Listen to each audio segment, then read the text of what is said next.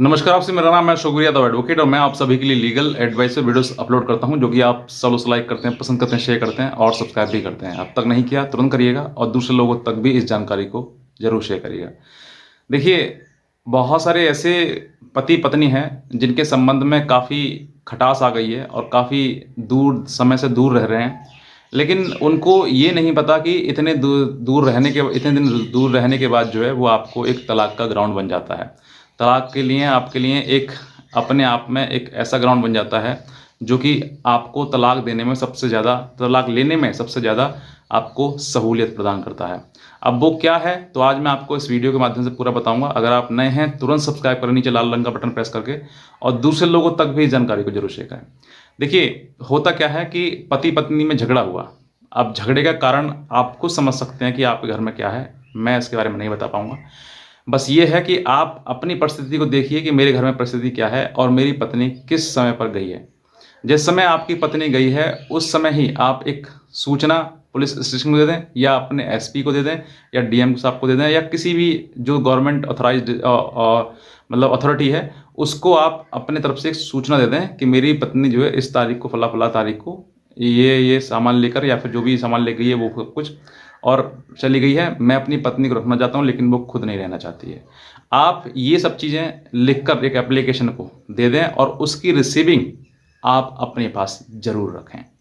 इस रिसीविंग को रखकर जो है, अब आपने ये तो कर दिया कि आपने जानकारी दी, आपने अपने पास रिसीविंग रख ली, तो एक आपके पास एक एविडेंस हो गया।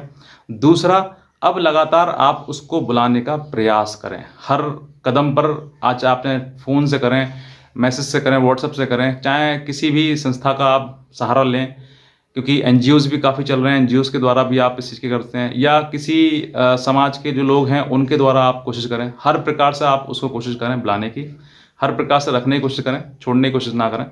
दूसरा, अगर मान लीजिए इन सब चीज़ों के द्वारा नहीं होता है तो आप एक लीगल नोटिस ही पहुँचाएँ उसके लिए कि आपको हम रखना चाहते हैं और आपने ये गलतियाँ करी, वो सब कुछ गलतियाँ उसमें लिखाते हुए, और उसके बाद उस लीगल नोटिस का या तो वो जवाब देगी तो, और जवाब नहीं देगी तो। जवाब देती है तब भी आपके लिए कुछ ना कुछ उसमें ऐसा ग्राउंड मिलेगा जिससे कि आपको बेनिफिशियल रहेगा। दूसरा, जवाब नहीं देगी तो आपके लिए बहुत ज़्यादा बेनिफिट रहेगा, क्योंकि भविष्य में हो सकता है कि अगर आपको डाइवोर्स का रास्ता दिखाई दे तो वो एक लीगल नोटिस भी आपके लिए बहुत ही ज़्यादा मतलब सहायक रहेगा। अब देखिए, अब ये होता क्या है कि जब पति पत्नी का जो संबंध होता है वहाँ पर लड़ाई झगड़े होने शुरू आते हैं, तो पत्नी अपने मायके और पति अपने घर।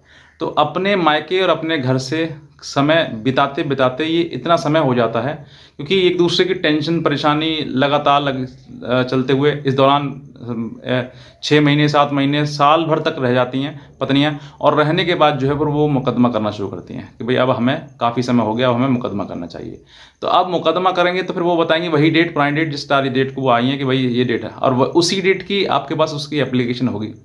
तो अब दोनों मैच कर रही हैं कि आपने जब उसने एफआईआर या फिर कोई भी मुकदमा आपके ऊपर किया है तो उसने भी वही डेट लिखवाई है और आपने भी वही डेट लिखी है। तो अब जो है, अब अगर आप मान लीजिए साल 2 साल बाद इन्होंने मुकदमा किया, तो आप 2 साल का समय जो है पीरियड जो है वो पार कर दीजिए, पार हो जाएगा।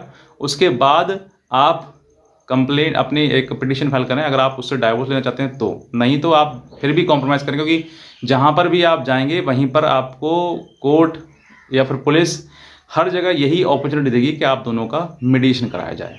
जहाँ पर भी मीडिएशन होगा वहाँ पर आप रखने की बात करें उसको कि मैं रखना चाहता हूँ, और अगर नहीं रखना चाहते तो वो भी आप कहें कि क्यों नहीं रखना चाहते हैं, कारण भी आप बताएं। तो ऐसी साफ साफ मना कर दें कि मैं नहीं रखना चाहूँगा, नहीं, कारण के साथ उसको स्पष्टीकरण दें, तब सामने वाले व्यक्ति की समझ में आएगा कि भाई कारण ये है, इसी वजह से नहीं रखना चाहते हैं। तो अब वो कारण आप देंगे तो